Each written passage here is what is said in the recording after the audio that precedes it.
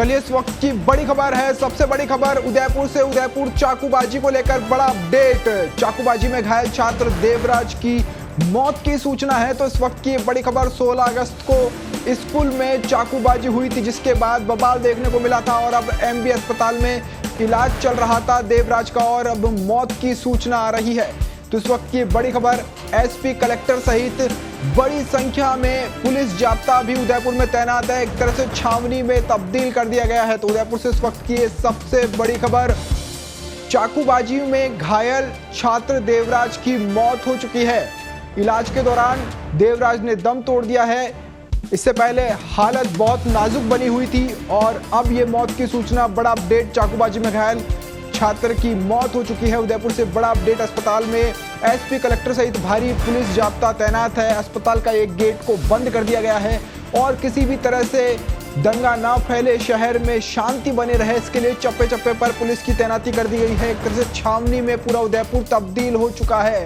वहीं इसी बीच बड़ा अपडेट ये भी आ रहा है कि देवराज की परिजनों ने शव लेने से इनकार कर दिया है। तो इस वक्त का ये सबसे बड़ा अपडेट, एमबी अस्पताल में इलाज चल रहा था और इस दौरान देवराज की मौत हो चुकी है।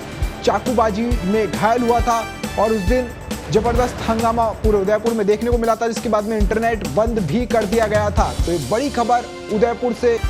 तो इस खबर पर ज्यादा जानकारी के लिए हमारे सहयोगी उदयपुर से रुद्रेश हमारे साथ जुड़ चुके हैं। जी रुद्रेश, क्या अपडेट है मामले में? देवराज की अब मौत हो चुकी है। जी राहुल, देवराज की अभी मौत हो चुकी है। पिछले 4 दिन से देवराज जिंदगी और मौत से संघर्ष कर रहा था। उसका गंभीर हालत में यहाँ उदयपुर के महाराणा भोपाल अस्पताल में इलाज चल रहा था। उदयपुर, जयपुर और कोटा के तमाम विशेषज्ञ चिकित्सकों ने उसकी जान बचाने की प्रयास किया, लेकिन अंततः उसकी जान नहीं बच पाई। और आज रक्षाबंधन के दिन दोपहर को उसकी बहन सुहानी ने दोपहर को उसे राखी बांधी और उसके कुछ ही देर बाद उसकी सांसें टूट गई। जी रुद्रेश, अभी क्या परिजनों का कहना है, क्योंकि उन्होंने शव लेने से इनकार कर दिया है? जी, प्रशासन अस्पताल के भीतर परिजनों से समझाइश में जुटा है। उसके शव को, देवराज के शव को जो है मोर्चरी में पहुंचा दिया गया है। पोस्टमार्टम की तैयारी चल रही है और परिजनों से समझाइश में जुटा हुआ है प्रशासन। रुद्रेश, परिजनों ने कुछ मांग की है क्या इस दौरान, क्योंकि शव लेने से इनकार कर दिया और काफी गंभीर मामला होता जा रहा है?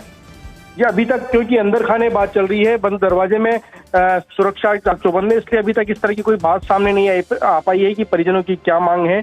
लेकिन ये जरूर सामने आई है कि परिजनों को समझाना मुश्किल हो रहा है प्रशासन के लिए। और अंदर खाने प्रशासन, कलेक्टर और एसपी दोनों वहीं मौजूद है, तमाम प्रशासनिक अधिकारी मौजूद हैं। वे कोशिश कर रहे हैं कि परिजन संतुष्ट हों और किसी तरह डेड बॉडी को लेकर अंतिम संस्कार के लिए आगे बढ़े। जी रुद्रेश, जिस दिन ये घटना हुई तो उस दिन काफी बवाल उदयपुर में देखने को मिला था। उसके बाद में हालात ऐसे बेकाबू हो गए थे और इंटरनेट बंद करने की नौबत आ गई थी। लेकिन आज क्या कुछ अब सिचुएशन को संभालने के लिए पुलिस ने किस तरह से तैनाती की है, क्योंकि छावनी में उदयपुर तब्दील हो चुका है? जी राहुल, पहले दिन जब शुक्रवार को यह घटना हुई थी, सुबह 10 बजे की घटना बताई जा रही है।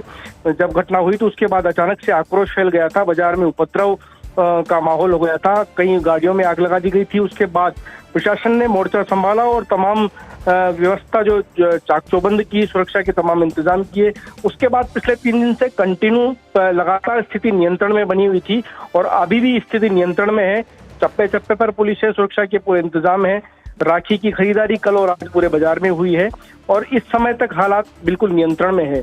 पुलिस ने पूरे इंतजाम किए हुए हैं कि किसी भी स्थिति से वो निपट सके।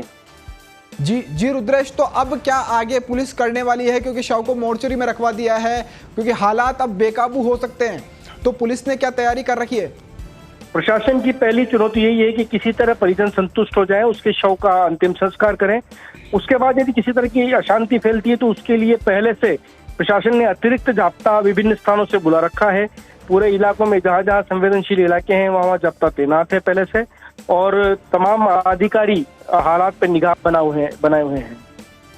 जी, तो अब पोस्टमार्टम पर बात कब तक बन सकती है? आपकी कुछ अधिकारियों से बात हुई है? किस तरह की समझाइश परिजनों से चल रही है? क्योंकि खबर यह भी मिल रही है कि मृतक की, यानी देवराज की मां ने फांसी की मांग की है कि आरोपी को फांसी दी जाए।